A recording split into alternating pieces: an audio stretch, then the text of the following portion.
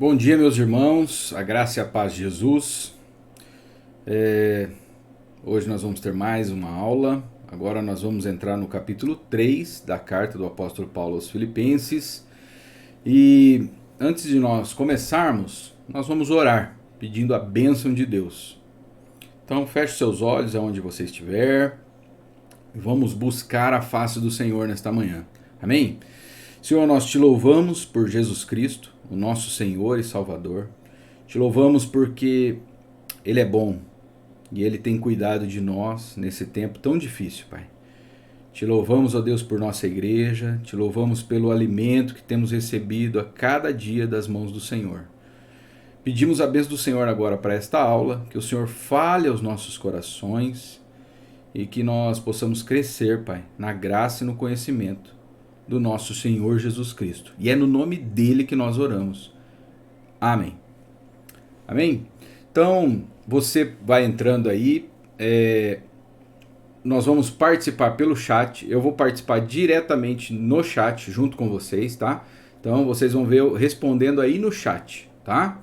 Então, participem, façam perguntas, coloquem suas posições, não deixem de participar. Outra coisa, compartilhe esse vídeo com alguém, tá? Compartilha com algum amigo, alguém que você entende que é importante para essa pessoa. Então é isso. Vamos dar início à nossa aula. E nós vamos começar com uma pergunta. Qual é a maior diferença do cristianismo para todas as outras religiões do mundo?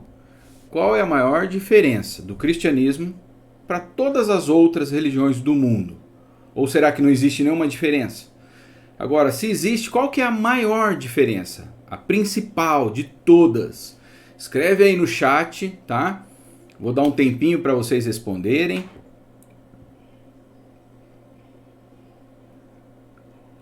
Enquanto isso, eu vou tomar o meu chocolate quente aqui, ó. Uma caneca especial, ó que caneca legal. Sola Fide, Soli Deo Glória, Solus Christus e... Opa, peraí, deixa eu virar aqui. Sola Gratia. Ah, e tem também o... aqui, ó. Opa, Sola Escritura. Então é a canequinha dos 5 solas que eu ganhei de um amigão meu. Escreve aí no chat, vamos lá. Qual é a maior diferença do cristianismo para todas as outras religiões do mundo? Tá? No finalzinho nós vamos voltar nessa pergunta aí. Para ver se depois de toda a aula a gente entendeu mesmo qual que é a principal diferença. Ok? Então vamos lá. Nós vamos começar agora com o verso número 1 do capítulo 3. Olha o que diz lá. Finalmente, meus irmãos, alegrem-se no Senhor. Lembram que a carta aos Filipenses é chamada a carta da alegria? Então, finalmente, meus irmãos, alegrem-se no Senhor. Escrever-lhes de novo as mesmas coisas não é cansativo para mim. E é uma segurança para vocês.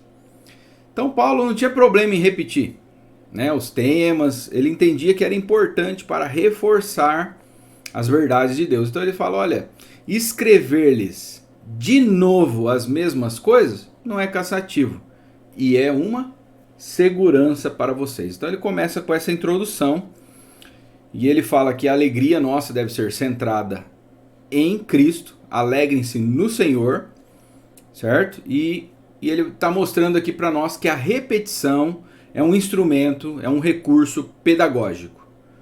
Então a gente aprende mesmo por repetição, tá? E agora ele começa a sua exortação. O que ele vai tratar mesmo então? Então vamos lá. Então primeiro, Paulo ele vai falar sobre os cuidados com os falsos mestres. Olha o verso de número 2. Cuidado com os cães, cuidado com os maus obreiros e cuidado com a falsa circuncisão. Eu acho que vocês já devem ter percebido qual é a palavra que mais se repete aqui. A palavra cuidado.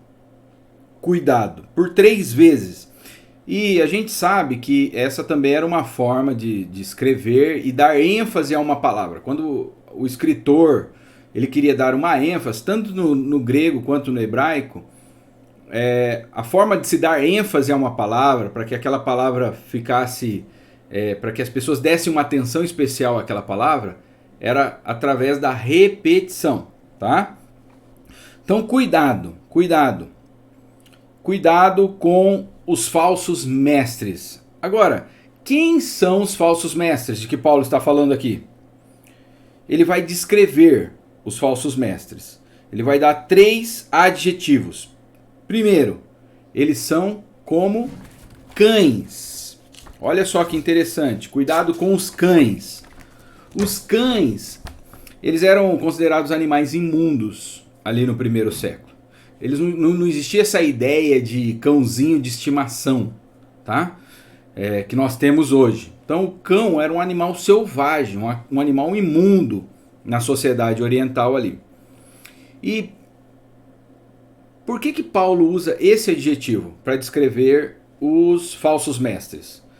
Cães, eles eram comedores de carne, eles dilaceravam a carne.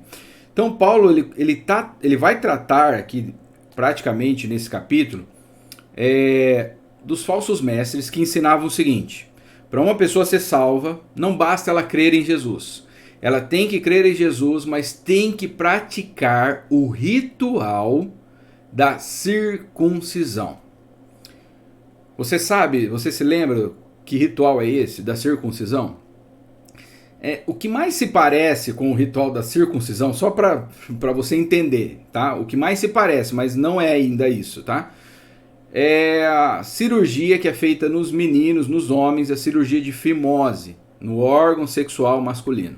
Então, a circuncisão é cortar o prepúcio, cortar a pele do órgão sexual masculino. Tá? Isso aí foi uma ordem que Deus deu para o povo de Israel. Era um símbolo da aliança de Deus com Israel. Então o que está acontecendo aqui? Alguns judeus que diziam ter se convertido ao cristianismo continuaram exigindo este ritual dos não-judeus que tinham se convertido ao cristianismo. Então, por exemplo, um grego se converteu ao cristianismo. Certo? Aí o judeu que disse que se converteu ao cristianismo falava assim para o grego: olha, você creu em Jesus, mas só isso não basta.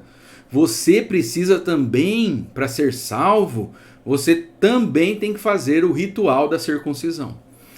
Então, quando Paulo chama esses falsos mestres de cães, eram aqueles que dilaceravam a carne. A ideia aqui é cães no sentido de dilacerar a carne humana através de uma perversão do rito da circuncisão, tá? Por isso que ele está chamando ele de cães. Cães comiam carniça, cães eram animais selvagens que matavam as presas, dilaceravam a carne, tá? Essa é a imagem de cão lá do primeiro século, ok? Então vamos lá. Então Paulo chama esses falsos mestres de dilaceradores. É isso, de cães, aqueles que usam um ritual, pervertem um ritual lá do Antigo Testamento. Eles estão pervertendo este ritual que tinha sido dado aos judeus para aquele momento, para aquela época, tá?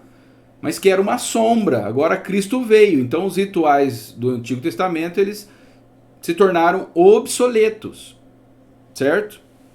O que mais? Paulo chama eles de maus obreiros.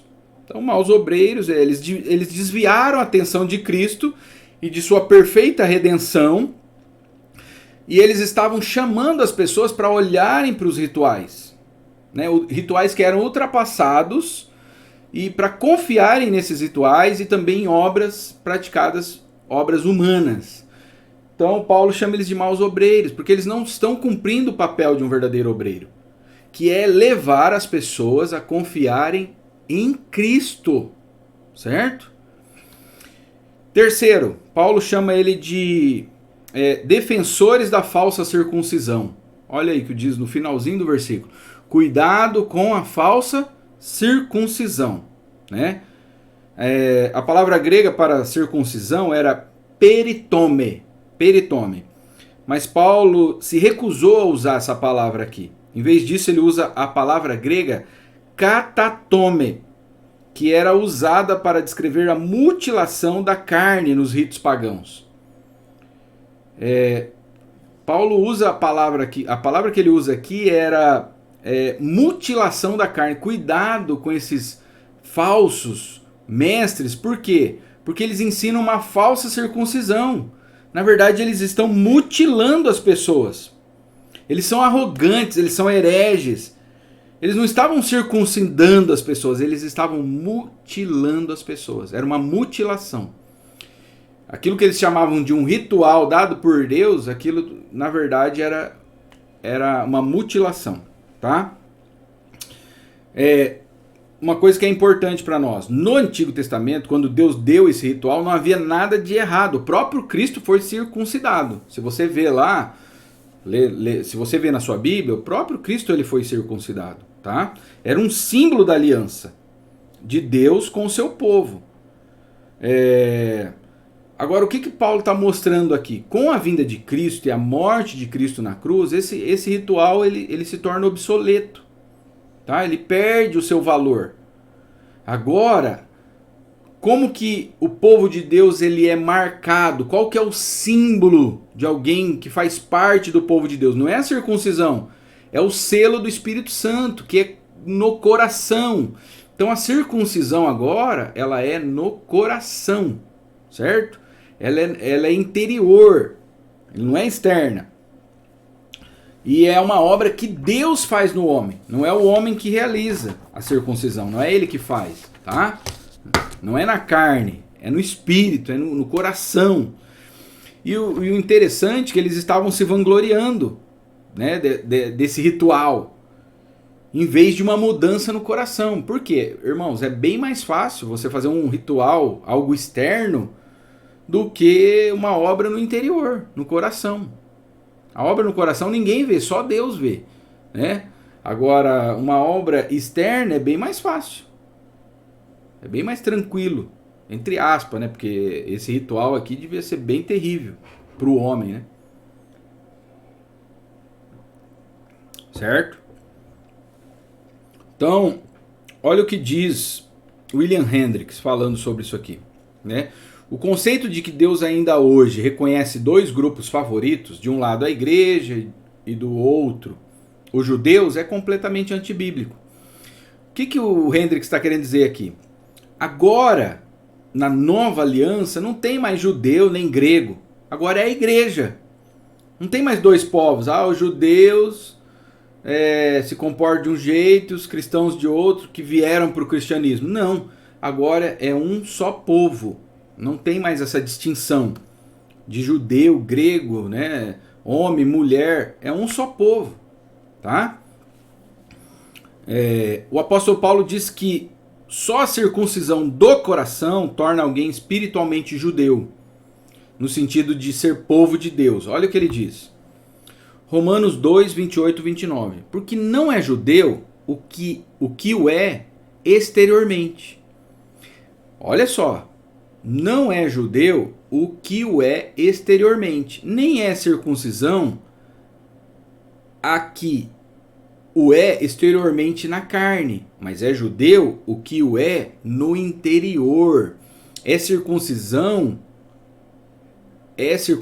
a que é do coração, no espírito.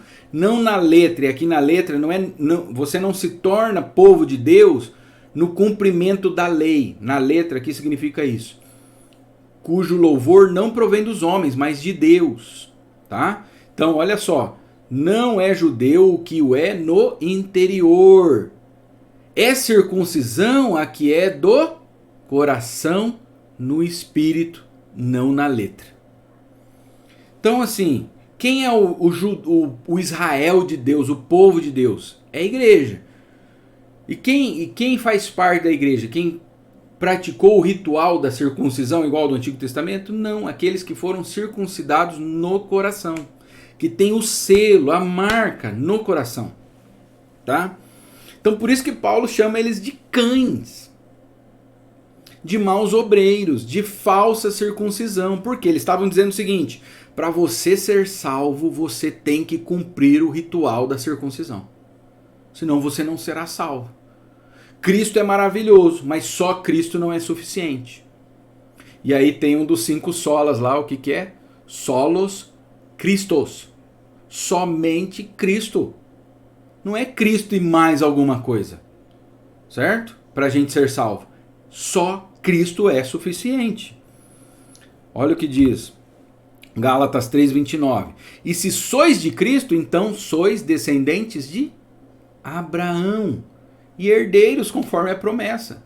Então quem são os descendentes de Abraão? Aqueles que são de Cristo. Tá? Não tem a ver com raça mais. Os descendentes de Abraão são espirituais, os que creram em quem Abraão creu. Né? Abraão creu no filho da promessa que viria, no descendente que viria. E nós cremos no Cristo que veio. E por isso nós somos descendentes de Abraão. Certo? Tem até a musiquinha, né? Abraão tem muitos filhos ele tem. Eu sou um deles e você também. Certo? Acho que é assim, né? Então vamos lá. Então, Paulo, primeira coisa que ele fala, então cuidado com os falsos mestres. Os falsos mestres, o que eles fazem? Eles pervertem a mensagem do evangelho. É isso. Eles vão acrescentar algo ao evangelho. Interessante que a palavra evangelho é boa notícia.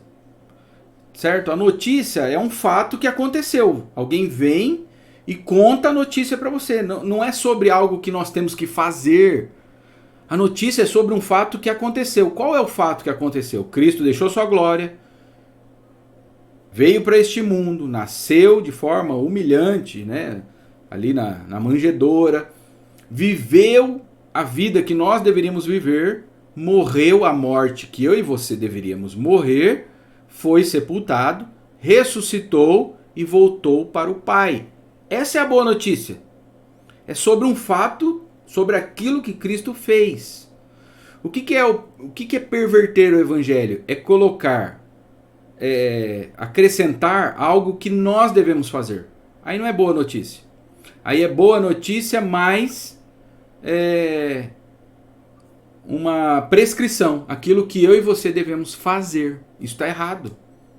A boa notícia é sobre o que Cristo fez, não é sobre o que nós fazemos para sermos salvos. É sobre o que Cristo fez, tá? E o que Ele fez nos salvou. Agora, por sermos salvos, nós vivemos para Ele. Aí é diferente. Certo? Mas nós não vivemos para Ele para sermos salvos. Isso é a mensagem do Evangelho pura. E os falsos mestres estavam fazendo isso. Eles estavam pervertendo a boa notícia. Com a mensagem do Evangelho, eles estavam colocando uma prescrição, algo que as pessoas deveriam fazer para serem salvas. Está errado isso aí. O homem é incapaz de salvar a si mesmo ou de contribuir para a salvação. Tá? Então esse é o primeiro ponto. Segundo lugar, o povo de Deus é identificado. Então assim, Paulo falou dos falsos mestres, agora ele fala, então quem são? Quem é o povo de Deus, né? Como que eles são o povo de Deus? O povo de Deus é identificado pela adoração. Olha lá. Pois nós, o que somos a circuncisão, a verdadeira, nós que adoramos pelo Espírito de Deus, que nos gloriamos em Cristo Jesus e não temos confiança alguma na carne. Então, primeiro, os verdadeiros mestres e crentes adoram a Deus no Espírito. Nós que somos a circuncisão, nós adoramos a Deus pelo Espírito. O que isso quer dizer? Não é pelo um ritual humano, é pelo Espírito. Não é pela circuncisão que nós nos achegamos a Deus, é pelo Espírito Santo. Tá? Diferente, por exemplo, dos fariseus na época de Jesus. Eles acreditavam que pelos rituais eles se aproximavam mais de Deus. Que os rituais, quanto mais eles praticavam os rituais, mais próximos eles estavam de Deus. Então, se um fariseu jejuava mais do que os outros, ele estava mais próximo de Deus. Tá? Se ele orava mais, se ele dava mais dízimo, ele estava mais próximo de Deus. Isso é um erro. Nós nos achegamos a Deus por meio de Cristo, através do Espírito Santo que vive em nós. Nós adoramos pelo Espírito, não é pelo ritual, tá? Não é por algo que nós fazemos. É por meio do Espírito Santo. A igreja adora a Deus e o faz mediante a ação do Espírito Santo. Toda adoração oferecida a Deus sem a ação do Espírito Santo não é aceitável. Toda adoração oferecida a Deus que não é mediada, não é por meio do Espírito Santo, não é aceitável. Por mais incrementada e bem feitinha. Certo? Por isso que nós temos que tomar cuidado para não depositarmos a nossa fé em nenhum tipo de ritual. Depois eu vou tratar um pouquinho mais isso aí. Tá? Segundo, os verdadeiros mestres e crentes, eles gloriam-se em Cristo Jesus e não nas realizações humanas. Olha o que diz o versículo aí. Pois nós, o que somos a circuncisão, nós que adoramos pelo Espírito de Deus, que nos gloriamos em quem? Em Cristo Jesus, e não naquilo que nós fazemos. Nós não nos gloriamos nos nossos feitos, na nossa capacidade, na nossa estética, na nossa organização em preparar um culto a Deus. Nós não confiamos nisso. Vocês se lembram quando uma vez eu falei para vocês do sacrifício de Caim? Qual que era mais bonito esteticamente, o de Caim ou o de Abel? O de Caim era cheio de frutos, perfumado, colorido. O de Abel era um animal morto, sangue. Então assim, nós podemos facilmente acreditarmos que porque a gente faz algo muito organizadinho, bonitinho, dentro dos padrões, Deus nos aceita. Nós não nos gloriamos na nossa organização, na nossa estrutura de culto. E eu não estou dizendo que a gente tem que fazer de qualquer jeito, não é isso. Mas nós não podemos depositar a nossa fé nisso. Nós nos gloriamos no sacrifício perfeito que Cristo fez na cruz. É nele que nós nos gloriamos. Tá? Entenda uma coisa, o único culto perfeito oferecido a Deus foi o de Cristo. E agora, quem está em Cristo, quando presta culto, Deus recebe. E não porque é bem feito, porque o nosso culto é cheio de falha. Nossos cultos são cheios de falhas. Ou você acha que o nosso culto é um culto perfeito? O culto que você oferece. Ele é perfeito por você estar em Cristo. Então Deus recebe como aroma suave. Porque você está em Cristo e Cristo está em você. Olha a diferença. Mas se você não estiver em Cristo, é obras mortas, é trapo de imundície. Já pensou? Certo? Então, os verdadeiros crentes, eles se gloriam em Cristo. O evangelho falso diz que o homem pode ser salvo pelo que ele faz. Que ele pode se gloriar nos seus feitos. Certo? O verdadeiro evangelho ensina que o homem é salvo apenas pelo que Deus já fez mediante Jesus. Tá? Terceiro, os verdadeiros crentes não confiam na carne. Olha como termina o finalzinho do verso ali. E não temos confiança alguma na carne. Eu não confio naquilo que eu faço, de novo, na beleza da forma como eu fiz. Olha como eu fiz bem feito, olha como eu toquei, olha como eu preguei, olha como eu dei um dízimo bonito. Não. Eu não confio nisso, na carne, naquilo que eu fiz. E novamente Paulo acentua a verdade que a salvação é pela graça, mediante a fé. Nada que o homem possa fazer salvará a sua alma. Nada. Nada que o homem fizer poderá salvar a sua alma. Olha o que diz o pastor Hernandes Dias Lopes. O cristianismo não é aquilo que nós fazemos para Deus, mas o que Deus fez por nós. Não confiamos no que fazemos ou deixamos de fazer, mas no que Deus fez por nós em Cristo Jesus. Certo? Agora, você já deve estar pensando, então de que vale os rituais, a liturgia do culto? Nós devemos Desprezar? Não. Nós não negamos os valores, nós não negamos o valor dos rituais, mas entendemos que o objetivo dos rituais não é salvar. Eu vou repetir, nós não negamos o valor dos rituais. Por exemplo, a ceia é um ritual, o batismo é um ritual, todo o culto em si é um ritual, é um rito, né? É uma liturgia. Nós não negamos o valor dessas coisas, mas nós entendemos que o objetivo de todos esses ritos, todos os ritos que nós praticamos, não é salvar. Não é salvar. Sabe o que os rituais são? Um meio de graça. O que é isso, um meio de graça? São instrumentos pelos quais Deus transmite bênçãos ao seu povo. Vou dar um exemplo. O batismo é um ritual que a gente pratica ali. Ele é um meio de graça. É um instrumento que Deus usa para transmitir as suas bênçãos ao seu povo. De que maneira? Irmãos, quando a gente vê alguém sendo batizado, quando eu estou batizando alguém e vocês estão vendo, aquilo ali não enche o seu coração? Não te aquece? Então, aquele ritual é um meio de graça.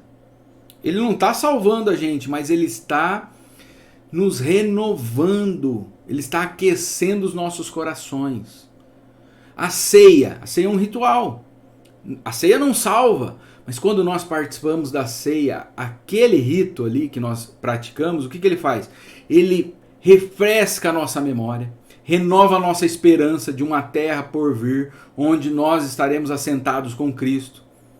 Nos faz lembrar do que Cristo fez lá atrás, no passado.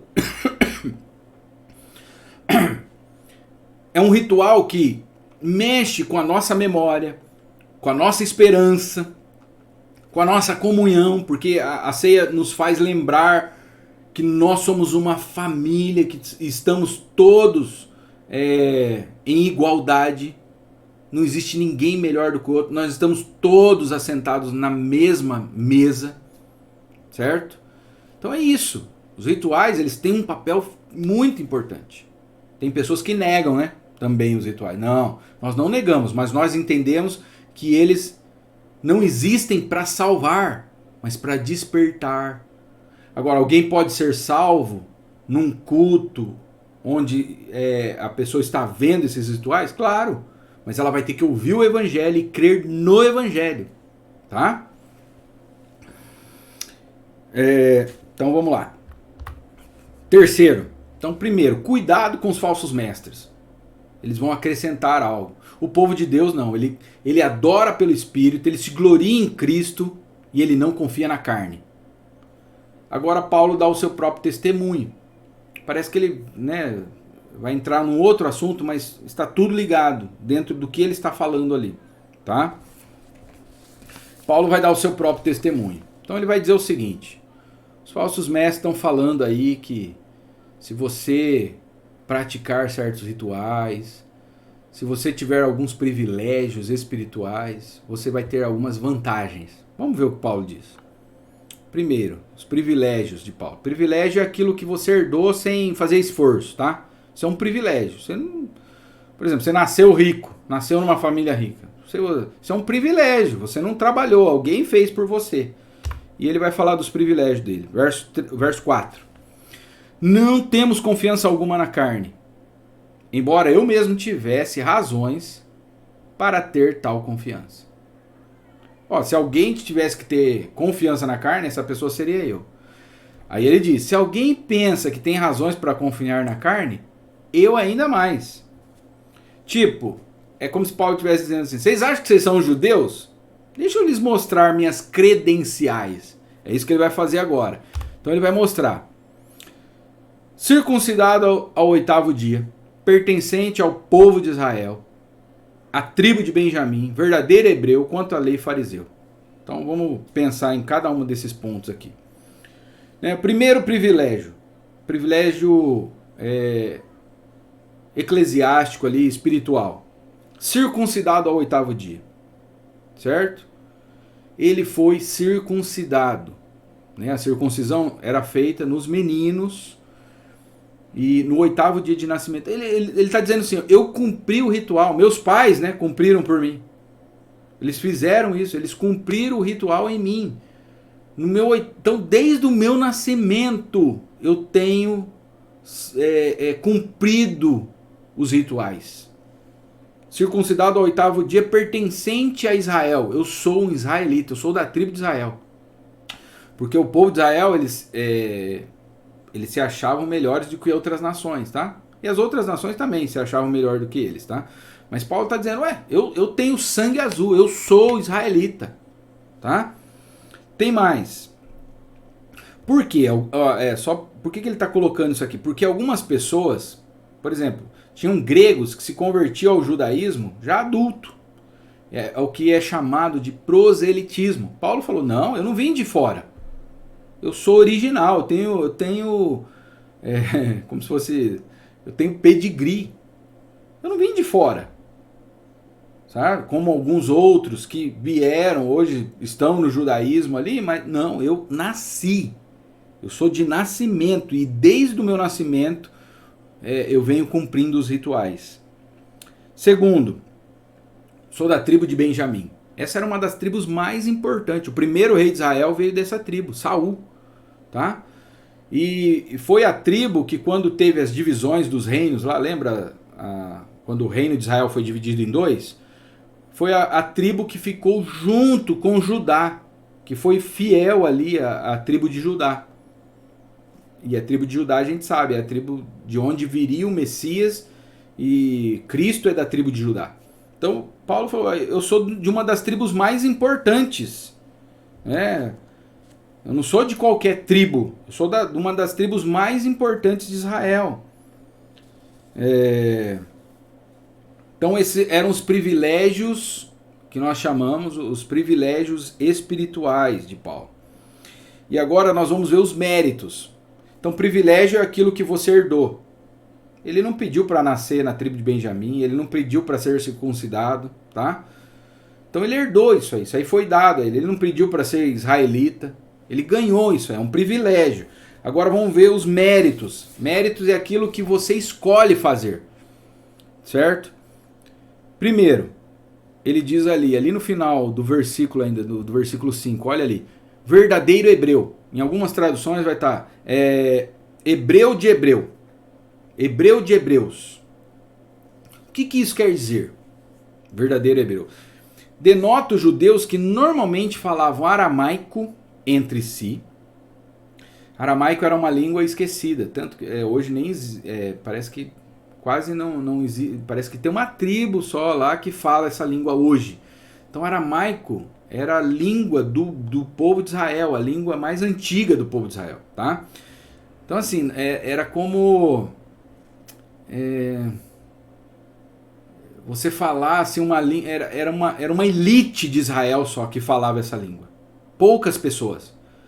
Então, quando Paulo fala, eu sou um verdadeiro hebreu, ele está dizendo isso. Ele falava aramaico, frequentava a sinagoga e o culto era celebrado em hebraico.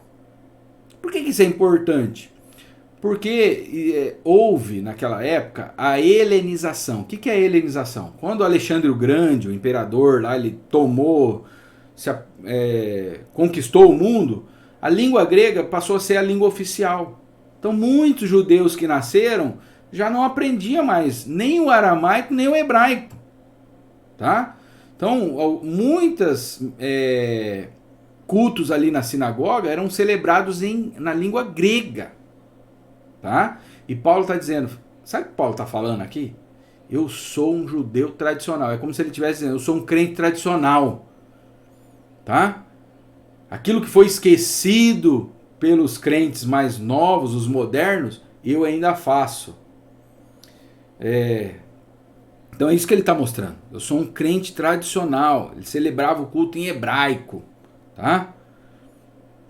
Um judeu atrelado à mais pura tradição judaica. Eu sou hebreu dos hebreus. Então isso foi uma decisão dele. Isso aí não é um privilégio. Isso aí ele decidiu fazer. É um mérito dele. Ele está mostrando. E daí ele diz, no finalzinho ali do versículo, quanto à lei, fariseu. Dentro do judaísmo haviam várias ramificações. Tinha os saduceus, né? Tinha os fariseus. Então, assim, tinham os essênios, tinham várias ramificações dentro ali do judaísmo. Os fariseus, eles representavam a ala mais conservadora do judaísmo, tá? Eles eram vistos como fervorosos, cumpridores da lei de Moisés, os que mais guardavam as tradições. Então ele falou, eu faço parte da seita principal do judaísmo. A palavra fariseu, o significado da palavra fariseu é separado. Eu faço parte desse grupo. Era o grupo mais severo da religião judaica. Ele falou, e eu escolhi isso aí. Certo? Terceiro, olha o verso 6. Quanto ao zelo, perseguidor da igreja. Quanto à justiça que há na lei, irrepreensível. E a gente sabe que Paulo foi um grande perseguidor da igreja quando ele era ainda conhecido como Saulo. E aí Jesus encontrou com ele no caminho de Damasco. Então, assim, e ele fazia isso porque ele acreditava que o cristianismo era um mal que deveria ser extinto. Né? Então ele perseguia a igreja, pensando que estava fazendo certo. Então ele falou, se tem alguém que foi zeloso, fui eu. Né? A gente vai ver lá, Estevão foi morto, apedrejado, com o consentimento de Paulo. Ele colocou muitas pessoas na prisão, muitas pessoas foram mortas por causa dele. Muitos crentes. Certo?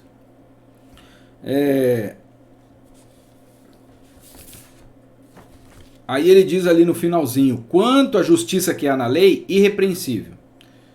Aqui o que ele está querendo dizer? O que é uma pessoa irrepreensível? Né? Uma pessoa que nunca peca? Não é isso. Ele está dizendo o seguinte, ele era irrepreensível de forma religiosa, não de forma moral. Ele tinha consciência de que ele errava, tá? Mesmo quando ele era fariseu. O que ele afirma é o seguinte, que não existia nenhuma exigência da lei que ele não tivesse cumprido. Não existia nenhuma exigência da lei que ele não tivesse cumprido. E se você for estudar as exigências da lei, eram muitas. As guardas das festas, dos sábados, a forma de fazer jejuns, a alimentação. Ele não falhava em nada, ele cumpria as exigências da lei. Ele cumpria todas elas. Tá? Na forma de se vestir, na culinária, na comida, na forma de falar, na forma de se portar na sociedade. Tudo, ele cumpria tudo. Os rituais, todas as festas que tinham, a forma como deveria ser celebrada cada festa, ele cumpria tudo. Então ele está falando assim, olha, vocês querem mostrar as credenciais de vocês? Então eu vou mostrar para você o que é então. O que é ser judeu? Vocês confiam nisso? Se alguém tivesse que confiar nisso, então muito mais eu. E aí nós vamos para o outro ponto. Então primeiro ele fala, cuidado com os falsos mestres. Então ele mostra quem é o povo de Deus. O povo de Deus é aquele que adora pelo Espírito, se gloria em Cristo e não confia na carne. Aí ele dá o próprio testemunho dele. Então se alguém tivesse que confiar na carne, mais eu. E aí agora ele mostra então a sublimidade do Evangelho. O que ele vai mostrar? Que o Evangelho é superior a tudo isso que ele acabou de descrever, tá? Ele vai contrastar agora a sua vida no judaísmo com a experiência que ele teve com Cristo. Olha o que ele diz. Mas o que para mim era lucro, toda essa lista que ele acabou de dar aí, todo esse currículo que ele deu de si mesmo, ele falou assim, tudo isso que para mim era lucro, passei a considerar perda. Por causa do quê? Por causa de Cristo. Quando ele encontrou com Cristo, ele viu que aquilo ali não valia nada. Sabe? Por muito tempo ele confiou naquilo ali. Aí ele viu, isso aqui não vale nada. Eu considero como perda. E o que ele estava considerando como perda? Ele foi circuncidado ao 8º dia. Isso aí não vale nada. Não vale nada. Né? Eu pertenço ao povo de Israel. Você pode ser de Israel e ir para o inferno. Né? Eu sou da tribo de Benjamim. Grande coisa. Olha que legal. né? Você é da tribo de Benjamim, o outro é do Rio Grande do Sul lá, ele vai pro céu e você não vai. Entendeu? Então assim, isso aí não quer dizer nada, né? Hebreu de hebreu, grande coisa. Fala aramaico, grande coisa você falar aramaico. Você presta culto a Deus em hebraico, isso aí não tem valor nenhum. Ele entendeu isso quando ele se encontrou com Cristo. Quanto à lei, fariseu, né? Quanto ao zelo, ele era perseguidor da igreja. Quanto à justiça, que sou irrepreensível. Mas todo cumprimento, ele cumpriu perfeitamente a lei de Deus, mas isso não o salvava. Imagina, né? Ele cumpriu todos os requisitos da lei. Desde que ele nasceu, desde o 8º dia da sua vida, ele vinha cumprindo a lei. Mas ninguém é salvo por cumprir a lei. E ele entendeu isso quando ele se encontrou com Cristo. Ele falou, e aí tudo isso aí é perda. E tem mais, olha o que ele vai falar. Mais do que isso, considero tudo como perda, comparado com a suprema grandeza do conhecimento de Cristo Jesus, meu Senhor, por cuja causa perdi todas as coisas. Eu as considero como esterco para poder ganhar a Cristo. Paulo está dizendo o seguinte, olha, tudo isso aí não vale nada para ser salvo. Isso aí não garante a minha entrada no céu. Todos esses troféus que eu olhava para minha pilha ali de troféus, tudo aquilo ali não tem valor nenhum. Na verdade é esterco, tá? A pessoa de Cristo é mais importante do que todos esses ritos religiosos que eu pratiquei, certo? Paulo considerou todo o seu passado religioso como esterco.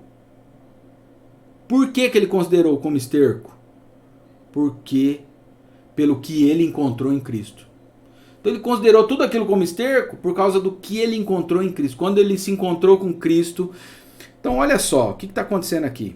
Quando ele pega toda a lista dele ali, toda aquela lista, circuncidado ao 8º dia, da tribo de Benjamim, né, hebreu dos hebreus, quando ele pega toda essa lista e ele se encontra com Cristo e ele compara tudo isso aqui, é esterco comparado com Cristo. Isso é maravilhoso, irmãos. E ele fala, por causa daquilo que eu encontrei em Cristo. E o que Paulo encontrou em Cristo? Verso 9. E nele ser encontrado. Não conto mais com minha própria justiça. Eu não confio na minha justiça, que vem da obediência da lei, mas sim com a justiça que vem pela fé em Cristo. Pois é com base na fé que Deus nos declara justos. Paulo não confiava mais na justiça que vinha da lei. Porque na verdade você não consegue se tornar justo por cumprir a lei. Como que alguém se torna justo? Por crer. E crer é o quê? O que é crer? Crer é confiar. Então alguém fala para você assim, ó, Cristo morreu por você. Foi sepultado e ressuscitou. Quando você crê nisso aí, você estende a mão para receber isso aí, você é declarado justo. E a palavra justo é reto, você é declarado reto diante de Deus. Só por crer, por estender mãos vazias. Você não está dando algo para Deus para ser salvo. A fé não é algo que a gente dá. Olha o tamanho da minha fé, né? Aí Deus olha o tamanho da sua fé e fala, vou salvar ele. Deus não está impressionado com a nossa fé, gente. Isso é muito importante. O que move Deus assim é quando ele vê quem é o objeto da nossa fé. Em quem nós estamos colocando a nossa fé. Quando ele vê nós colocando a nossa fé no Filho dele, em Cristo, então ele pega a justiça do Filho e dá para nós. É isso.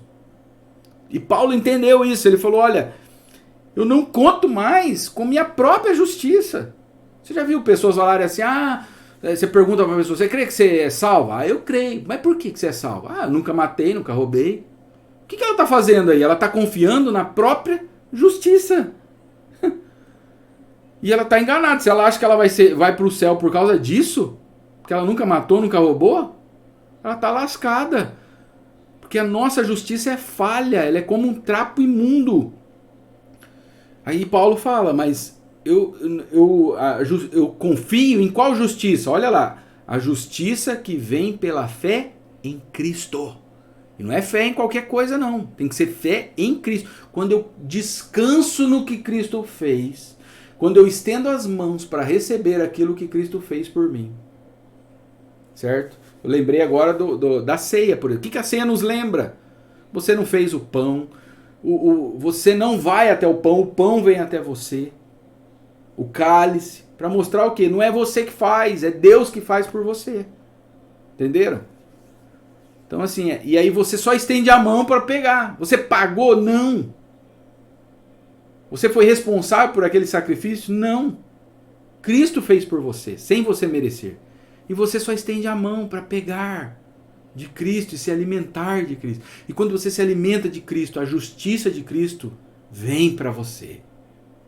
Deus olha para você e vê você como justo, porque a justiça do Filho dele foi colocada em você. Entendeu? Lembrei de outra analogia aqui. Quando Adão e Eva eles comem lá do fruto proibido, eles se sentem nus. Aí o que eles fazem? Eles tentam cobrirem a própria nudez. E quando eles tentam cobrir a própria nudez, é mal feito. É folha de figueira, não resolve o problema. Aí Deus vem, mata um animal, faz roupas de peles e cobre eles. É essa a ideia, é a justiça de Cristo cobrindo o homem. Só que para o Adão ser coberto, alguém teve que morrer, sangue teve que ser derramado. Então alguém morre no lugar de Adão. O animal não pecou. A Bíblia não diz que o salário do pecado é a morte? Ué, por que o animal morreu se ele não pecou? Quem pecou foi Adão. Porque o animal morre no lugar de Adão, já apontando para Cristo lá na frente. Certo? Olha o que diz Romanos 4:3. Agora vai ficar mais claro. Pois, que diz a Escritura? Creu Abraão a Deus, e isso lhe foi imputado como justiça. Imputado é colocado. Como que Abraão foi declarado justo? Porque ele creu. Foi porque ele obedeceu, porque ele fez um monte de coisa? Não.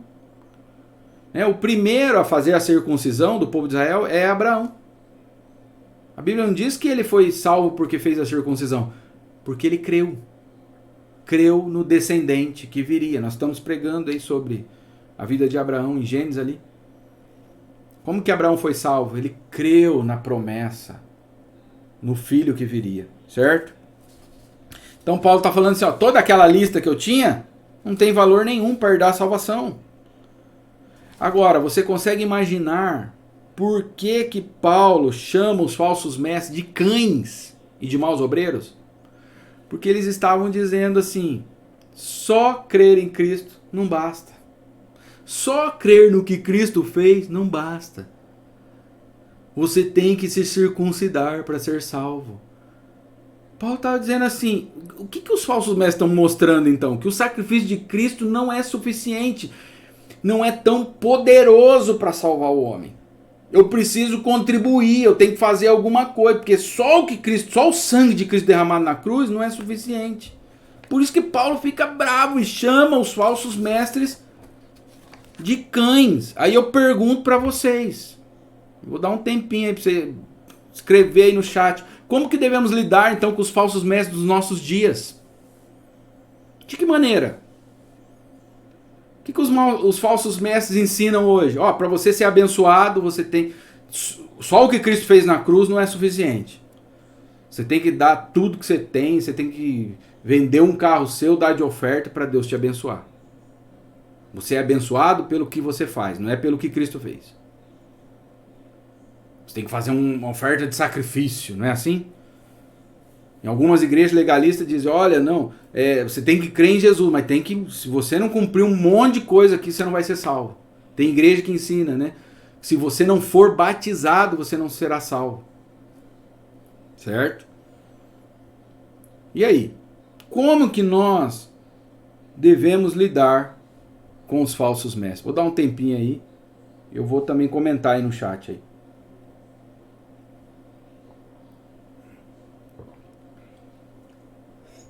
Como? Tá? Vamos lá, pessoal. Como nós devemos lidar? Alguns vão dizer assim, ó. Nós não devemos julgar os falsos mestres. Deixa eles enganar um monte de gente lá. Né? Nós não devemos julgar. Outros vão dizer assim, nós lidamos com eles, né? Nós lidamos com o erro pregando a verdade. Aí eu pergunto para vocês, claro, quando eu prego a verdade, eu estou denunciando o erro, certo? Quando eu estou mostrando a verdade através da pregação. Então uma pessoa que ouvir vai falar, peraí, mas o outro lá não pregou isso, ele pregou outra coisa. Então assim, ele vai analisar e vai ver assim, bom, o que ele está pregando aqui tem sentido e é mais parecido com o que está na Bíblia do que o que o outro está pregando. Então, ao pregar a verdade, eu estou denunciando o falso erro, mas aí eu pergunto para vocês, Paulo apenas pregou a verdade?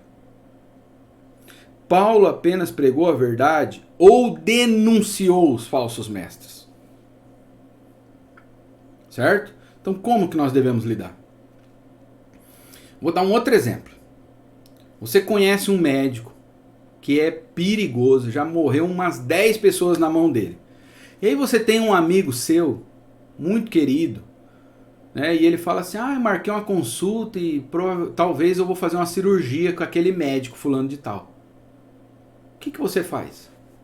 Fala assim, não pode julgar, tem que ficar quieto, não vou falar nada. Você vai deixar que seu amigo vá naquele médico, seja operado por ele? Você vai ficar quieto, você não vai falar nada? Porque a vida dele está em jogo. Agora sim, os falsos mestres, o que está em jogo, gente? É céu ou inferno. É a vida eterna. É a vida eterna. Então a gente vai ver e vai ficar quieto. É assim que está na Bíblia. Isso é muito sério. Tá? Vamos para o nosso último ponto. Cuidado com os falsos mestres. O povo de Deus é identificado. Como? Ele adora pelo Espírito. Ele se gloria em Cristo, não confia na carne. Paulo dá o seu próprio testemunho, mostrando que se alguém tivesse que confiar na carne era ele. Mas aí ele considerou tudo como perda por causa da grandeza do Evangelho. Quando ele encontrou com Cristo, ele falou, tudo isso aqui não vale nada. Certo? E agora que Paulo se encontrou com Cristo, ele tem novos alvos para a vida dele. Antes dele se encontrar com Cristo, qual que era o alvo dele? Ser o melhor dos fariseus, cumprir ainda mais perfeitamente, de forma mais meticulosa a lei. Esse era o alvo dele antes de se encontrar com Cristo. E agora que ele se encontrou com Cristo? Quais são seus alvos novos para a vida? Vamos ver lá? Verso 10. Para o conhecer e o poder da sua ressurreição e a comunhão dos seus sofrimentos, conformando-me com ele na sua morte. Certo? Qual que é o alvo de Paulo agora? Conhecer mais a Cristo. Ele quer conhecer mais a Cristo. E a palavra conhecer aqui, que é usada aqui, é o mesmo verbo usado no hebraico quando fala assim, lembram quando Adão teve a sua primeira relação sexual com Eva? A Bíblia não fala assim, e Adão teve uma relação sexual com Eva. A Bíblia diz assim, e Adão conheceu a sua esposa. Então conhecer aqui é um conhecimento íntimo, é a união de duas vidas, a simbiose. Então a ideia aqui de Paulo, ele fala assim, sabe qual que é o meu alvo agora? É conhecer mais a Cristo. Eu quero conhecer mais a Cristo, eu quero estar unido a Ele, ligado cada vez mais a Cristo. Né?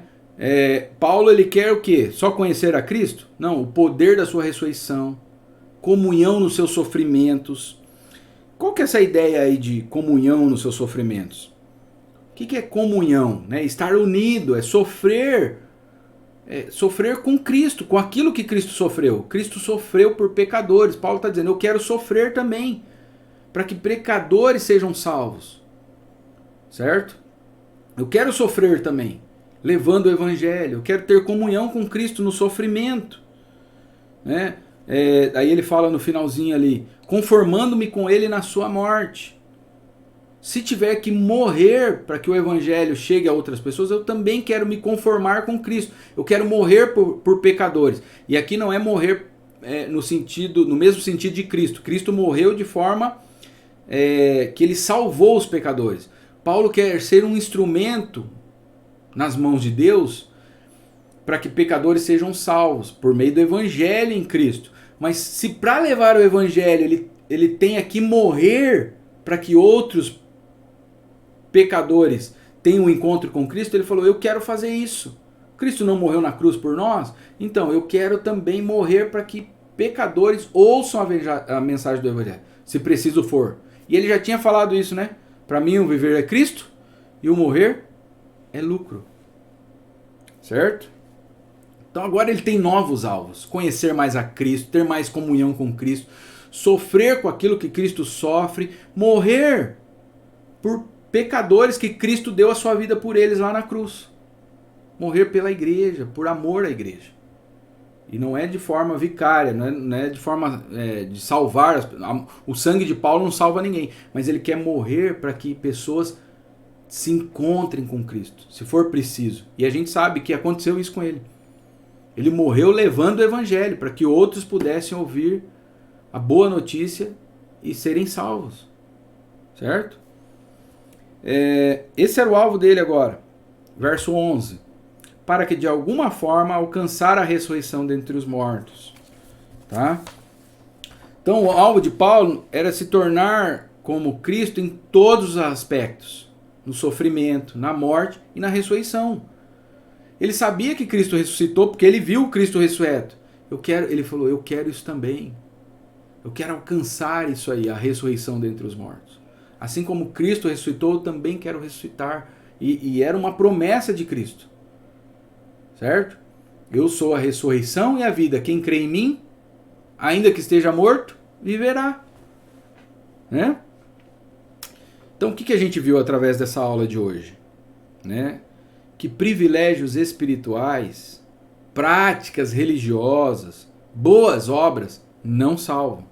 Somente a fé em Cristo é que salva. E aí nós voltamos lá na primeira pergunta. Vocês se lembram? Qual é a maior diferença do cristianismo para todas as outras religiões? Qual que é a maior diferença? Né? Qual que é a maior? Se você não respondeu corretamente lá no início, agora você pode responder. Qual que é a maior diferença do cristianismo para todas as outras religiões? Certo? E aí eu vou deixar uma pergunta aqui para vocês, para a gente responder aí no chat.